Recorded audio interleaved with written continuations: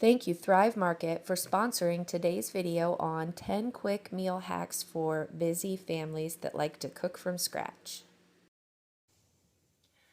Hey friends, it's Jessica from Three Rivers Homestead, and in this video I'm going to give you 10 quick meal hacks for really busy families that still like to cook from scratch. You guys know we are an ingredient family. That means we're a homestead that aims to grow as much of our food as we possibly can ourselves or source it from local farms, preserve it for the months where those foods aren't grown here in Northwest Ohio, and then have a stocked pantry full of ingredients that we can make meals from.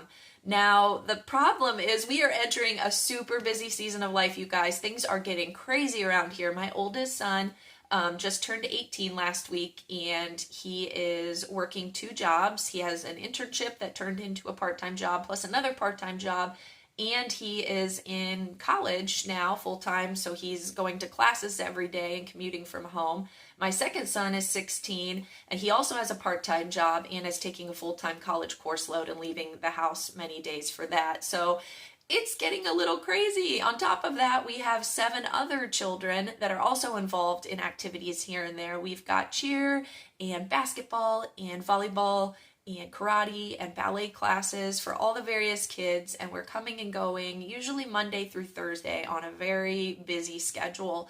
So that means meal times are a little more complicated, and I have had to spend the last about year and a half refining my meal planning process and how I'm going to feed all these kids who may not necessarily be here at mealtime.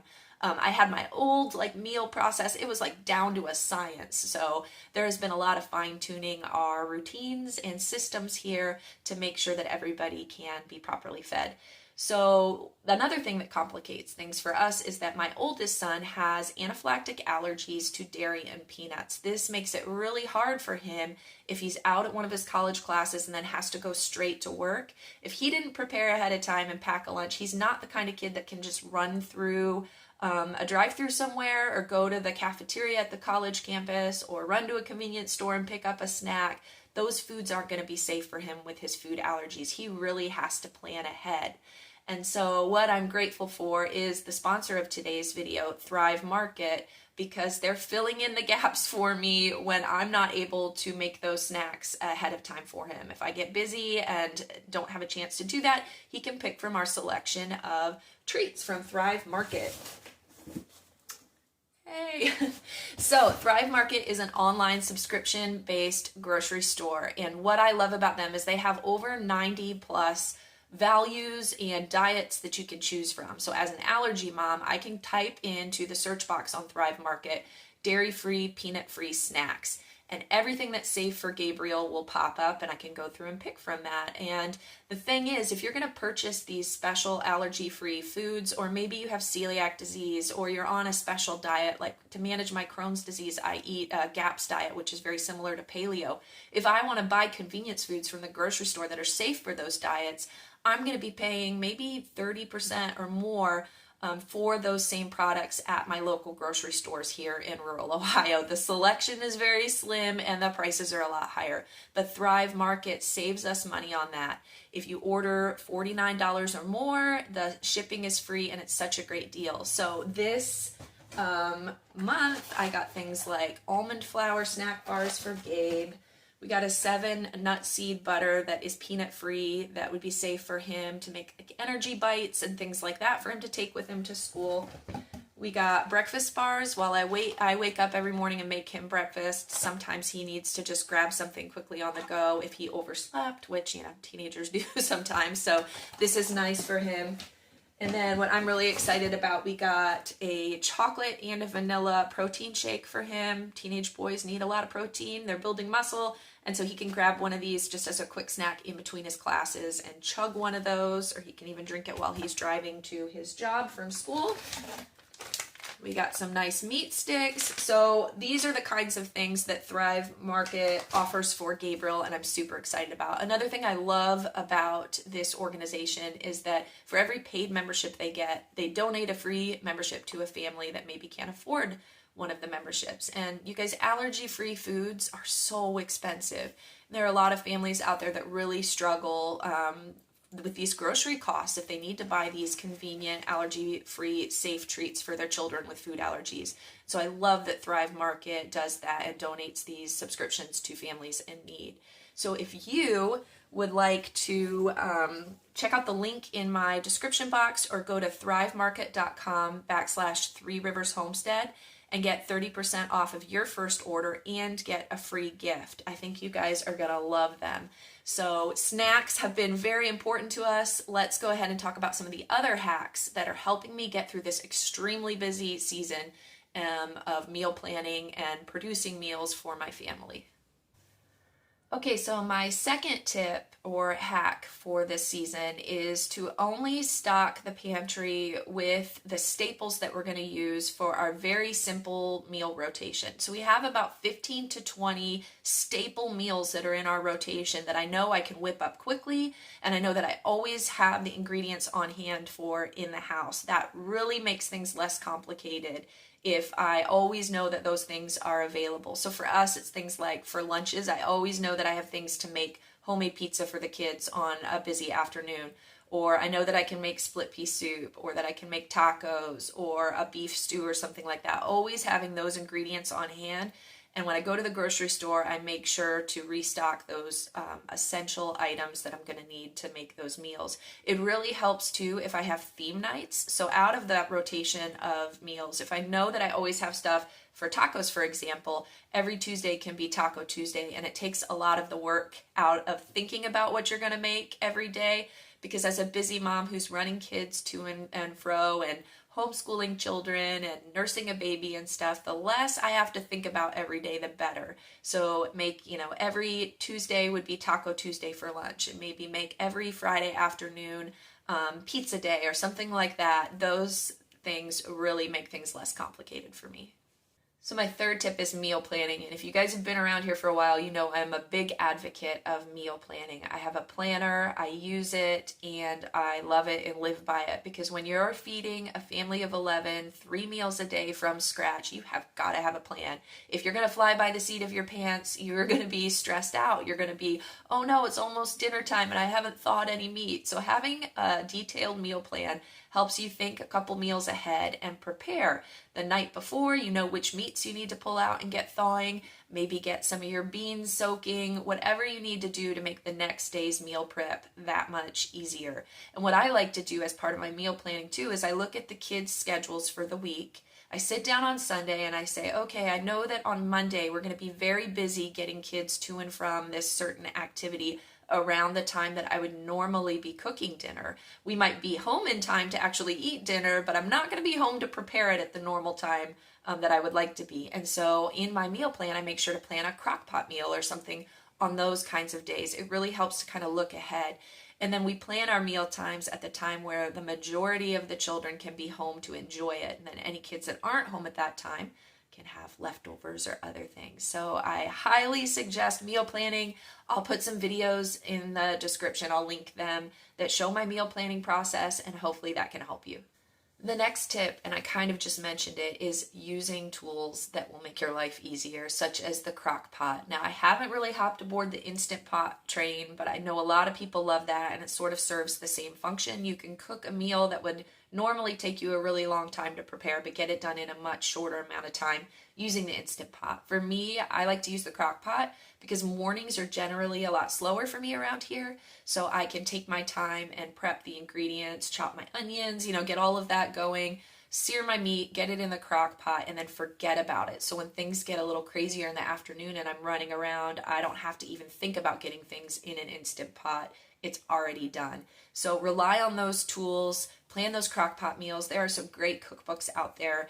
And I'll recommend a dairy-free, gluten-free one in the video description that I love to use, and hopefully that helps. Along the lines of quick and easy and convenient meals, if you're a homesteading family, have some pantry meals that you know that you can cook up in 10 or 15 minutes because the work is already done. For us, that means relying on canned foods that are sort of meals in jars. You guys know, if you followed me during my preservation challenges in August, that I like to do a lot of soup bases. This is where all of the flavorings of the soup are already canned up in a jar. So all I have to do is dump that in the crock pot or in a pot, and then maybe add another jar of beans, add a jar of meat, some extra broth, some noodles, rice, whatever it is, and I can create a soup in a matter of 10 minutes. And it's all delicious, homegrown, amazing ingredients with a fraction of the time that I vested into it. Besides canned food, we also do freeze-dried food. I love to freeze dry leftovers from different meals, and then I package them up in individual servings. If my boys come home from work and there weren't any leftovers left from the hot meal that I cooked that day, I always know that I can grab some like freeze-dried chili that I had preserved over the winter last year, and you just add some hot water and it cooks up and it works great for them and they love it. So those options. Another thing to do is to make sure that you have a list of easy meals that you can make from your pantry, like I mentioned. So things like spaghetti and spaghetti sauce, you can whip that up in no time. We love to make things like goulash. It's just some ground meat that you cook up, add some frozen veggies and some seasonings, maybe some potatoes, some hash browns that we froze. Super easy to make that. Another quick one would be like breakfast for dinner. I know I can always just fry up some eggs and make some toast and things like that in no time. So have your pantry stocked with some convenient options for the days that maybe your meal plan fell through,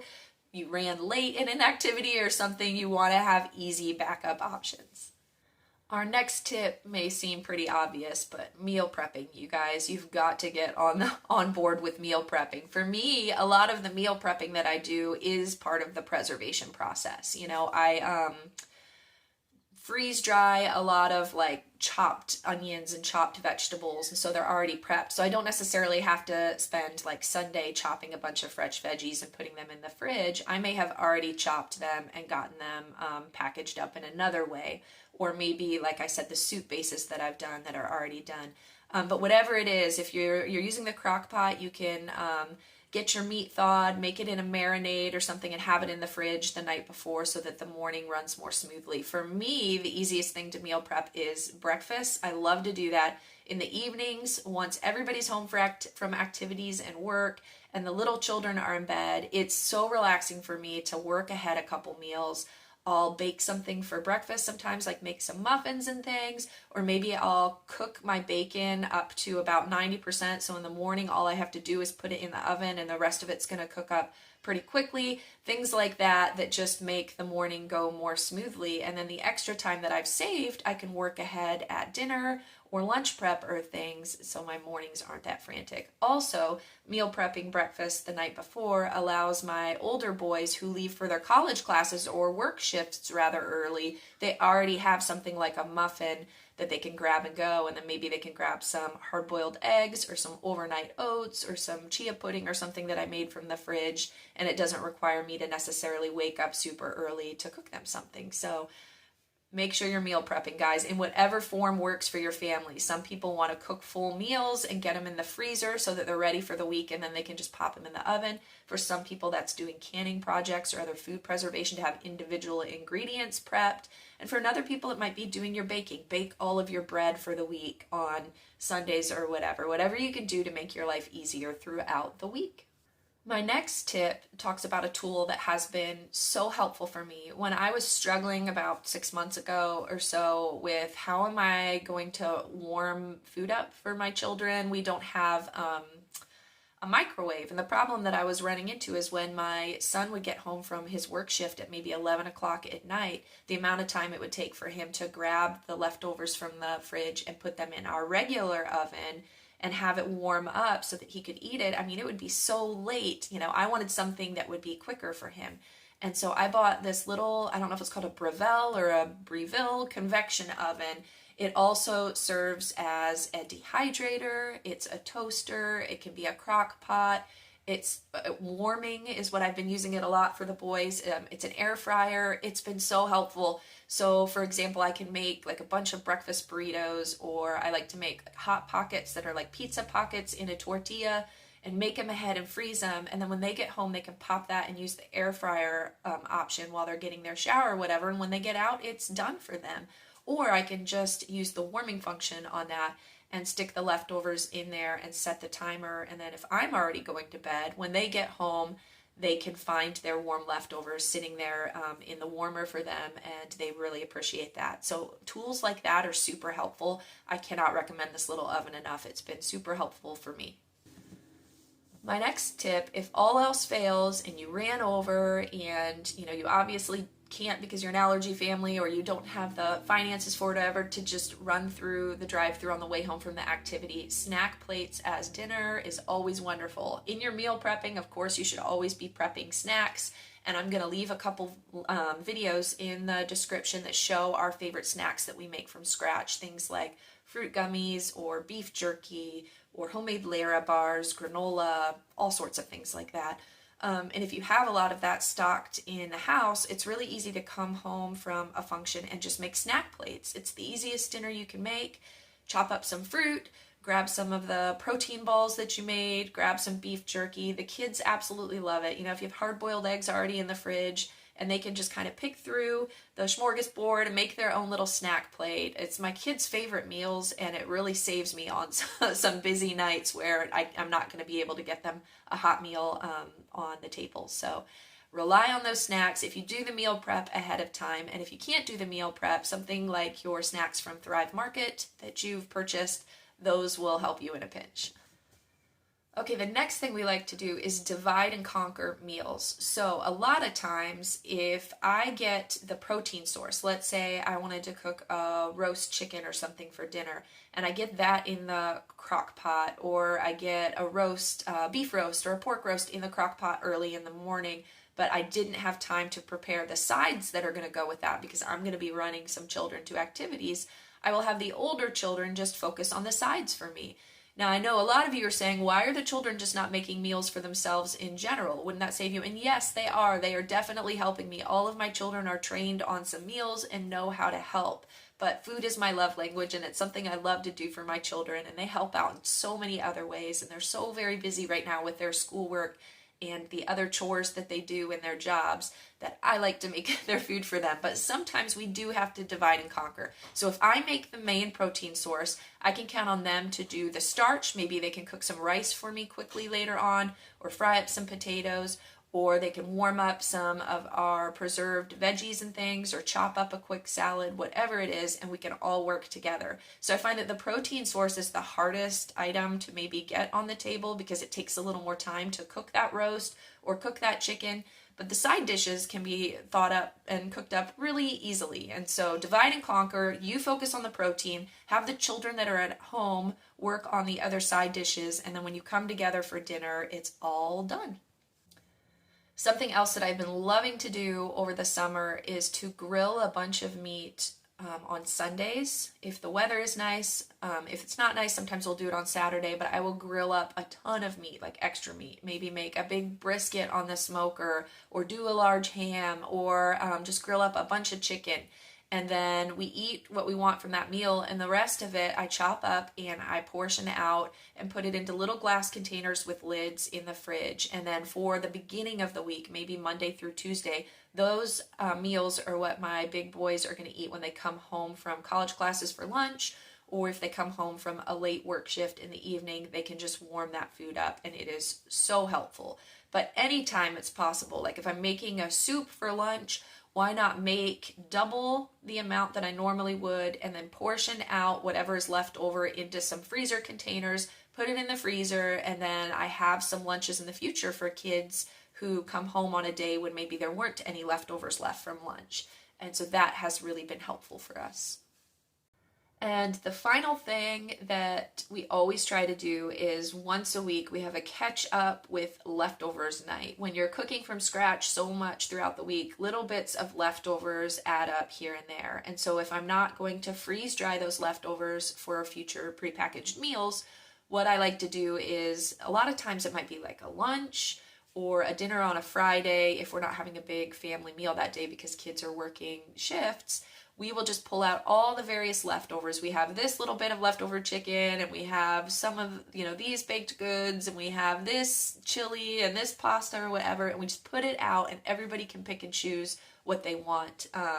and especially usually using those leftovers for the kids that are running to and from activities and missing meal times. It's so nice to have your fridge stocked with some leftovers to have for options. So always cook a little extra. Leftovers are great. Adam sometimes with work shifts miss meals and he comes home and he has a plethora of different options to pick from the fridge and loves that.